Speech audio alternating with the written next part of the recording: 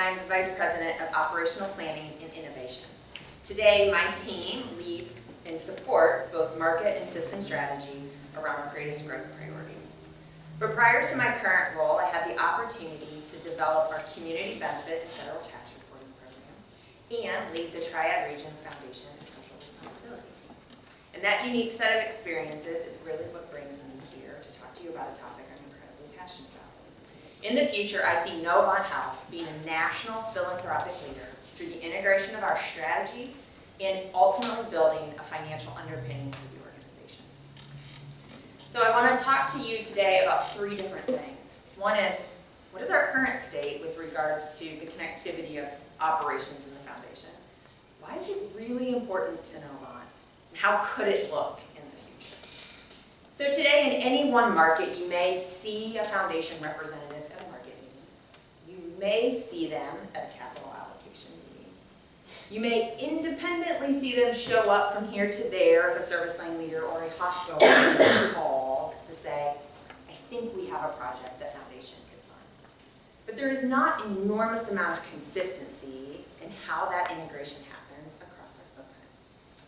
Well, we have made huge strides, and many of you have probably heard about those with the recent capital campaign in Charlotte for our Heart and Vascular Cancer Center.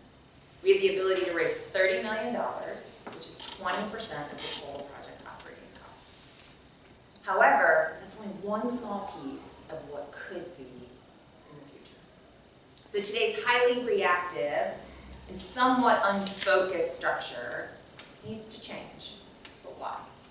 So as we all know, the healthcare industry is changing, and it's changing at a rapid pace.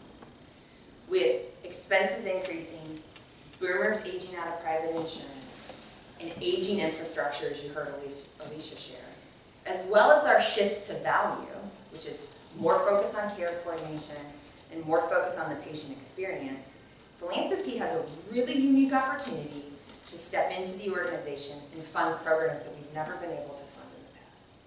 Even in Arlene's latest example, the ability to fund navigators and advocates in a way that core operations may not be able to support is really critical for our future growth. The most robust fundraising programs can actually add upwards of 20% to an organization's bottom line. So one brief example at Novant, for every $1 million the Novant Health Foundations raise, we as a system would have to charge $65 million to net that same $1 million. That seems crazy, but it's real. So what does the future look like? Imagine if the philanthropy enterprise was a fully integrated business function. They sat at the table in timely fashions. They were able to push and pull in ways today that they haven't in the past. They were forward-thinking, they were flexible, yet they were highly focused. I hope as I conclude that you can see the need for this enterprise. But what does it really mean? We have to have strong leadership alignment. It will be a cultural transformation to include philanthropy as part of Novant Health. Second, we really need to invest in an infrastructure. Today our foundations have moderate staffing, but it needs to look and feel different. It needs to be both transactional and relational. We have to have the back office business enterprise as well as the relationship managers to truly get the engagement with the new consumer class, our donors. And finally, we ultimately have to package, to Katie's point, that story about impact and our ability to make a difference and why you need to be our partner. So I hope that you are compelled to join me in this effort. I believe that I have a unique skill set in the organization, having lived in both worlds, and believe we really can truly make a difference. So thank you.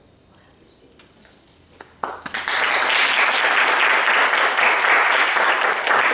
questions. Questions for Andrea? So Andrea, talk a little bit in more detail about ways that we need to continue to work toward integrating sort of the strategy with philanthropy. So I think there's a couple of things. Today, when people think of philanthropy, we tend to make it very siloed. We're going to focus on women's, or we're going to focus on heart and vascular, or we're going to focus only on this facility. I think moving forward, it has to be a more matrix model so that we can sit at a market level and say, well, I'm hearing what you're saying, but I'm also hearing what this facility is saying, and I'm hearing what the patients are saying, and I'm hearing what a donor is saying, and so we can start to put the picture together a little differently, because part of that is the story. And it's about making that real compelling vision of, it's not just a physical building, but it is this care model that we want you as a donor to support. So I think breaking down some of those silos that exist today is going to be really critical as part of that. I think there's a lot. I could talk about this for hours. Would this be integrated into a master plan? I think it has to. I think it needs to truly be integrated both at the system and at the market levels. So there may be system work that we can support. So projects such as the virtual care platforms. We've not talked about fundraising opportunities around those, but why not? So I think to Alicia's point, to really move us to the whole care model, we need to start thinking about it that way, as well as the traditional blocking and tackling fundraising that has occurred at the market levels for bricks and mortar, for new programming, potentially for FTEs. I think all of that continues. I think you just add that layer on top of it, so that they're sitting at growth work group meetings, that we're sitting in all of these strategy discussions that we're having on a fairly regular basis. So are you using this model to create more funds coming in because people can connect to why they're giving? Yes. And then also integrate into the capital plan so Yes. we can plan capital there? Right, so in an ideal world, I know we've had a vision at Novant Health for years that we want to be $1 billion foundation. And ideally, we'd be able to literally underpin the organization if we had a crisis. Today, we can't do that. Annually, if Novant could raise somewhere between $30 and $50 million, it would be a fairly dramatic change to what our capital budget is. If we could free up $50 million in every capital budget annually, that would be pretty dramatic. We'd have a lot of clinics. I like it. How does this compare to other IDMs out there? So philanthropy and healthcare has been in a really interesting place. So overall, it's not the most robust. The Mayo clinics, the Cleveland clinics, there are a handful out there that have really elaborate, completely comprehensive, fully integrated models. But I would say most look and feel like us. The Henry Fords of the world are pretty innovative when it comes to philanthropy, but there are still, I would say, the bulk of the systems say, I need $50 million to go fund this bricks and mortar operation, so the foundation goes and funds it. One of the biggest challenges over all the years that I've been with Novant is we never have enough of a timeline. So the runway is almost too short to get the kind of money we're really talking about, so that's part of the cultural change to make it a more elaborate integration.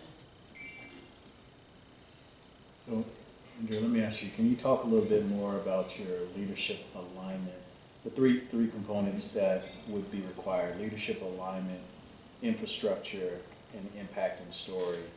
What are the specific components of that you feel need to be addressed in order for this to be successful? So I think leadership alignment is number one for a reason. We have to start at the very top. So executive team, senior leaders, boards at all levels need to truly believe this is critical to the business. Without that, I think it's hard to then push that culture of philanthropy into the organization to get our team members excited about how we talk to patients differently, how we engage families differently, because there are natural donors. So without that being a consistent message, without that being tangible, without us being able to show tangible results of what it means, I think it will forever be an uphill battle. But I think that's critical, point number one. Number two is you have to have the infrastructure. So if we never staff up the foundations, if we don't put different infrastructure that is as compared to what is in place today, it's almost impossible to reach the ultimate fundraising goals that the organization could lay out. So if it's $30, $50, $70, $90 million a year, it takes a lot of people to ask for that money. So what the total dollar cost is, I don't know. But I think we could get creative and we could think through what that looks like. I think of it as a stool. So there's the leadership piece, the infrastructure piece, and then the donor piece, because without them, we get nowhere quickly. So while you have to stack them in kind of a linear order, simultaneously, at some point they all run in parallel to make sure that the stool stays standing. Does that help? Yeah, thank you. Any other questions? So leaving here today, you're asking for? Your support of the concept of the need for why the foundations are critical to to our ongoing success as an organization. So how will that question get posed to the Executive Operations Council, the executive team? Where is that, how is that going to get pushed up to have a reaction to? I think at this point, so as Jesse isn't here today, but he and I, he's also my sponsor, he and I had a chance to talk about this at dinner last night. And a lot of what we ended up talking about was we would have to put a real plan together. There has to be a tangible plan that somebody can react to, and that's part of that. So understanding all the changes in the foundation that have happened even in the last 2 weeks, we have to sit down and think about what does it mean, what does it look like, what's that infrastructure mean, what are the dollar asks, what do we think the output is, because until that, I don't know that anybody can have a real reaction to it or truly get behind it and support it. I think today it's all supporting in concept versus. Now, that seems like the most logical next step, and I'm happy to hear that, and it works out perfect that Jesse happens to be your sponsor. I don't know how that happened, but. They didn't know what my vision was when we did that. We did have your goals. Yeah. We did have your goals, so it was matched to yours. I thought you did a really excellent job and had a strong presence and had a lot of confidence and poise, and your passion was evident. I also like that you spoke about a vision outside of your current role. So I thought that was interesting, and it was easy to follow, easy to listen to, and I also like the way you connected to Arlene's idea earlier. So. Other feedback? Yeah, I would agree. You're very comfortable in front of the group, and I thought your presentation style was excellent.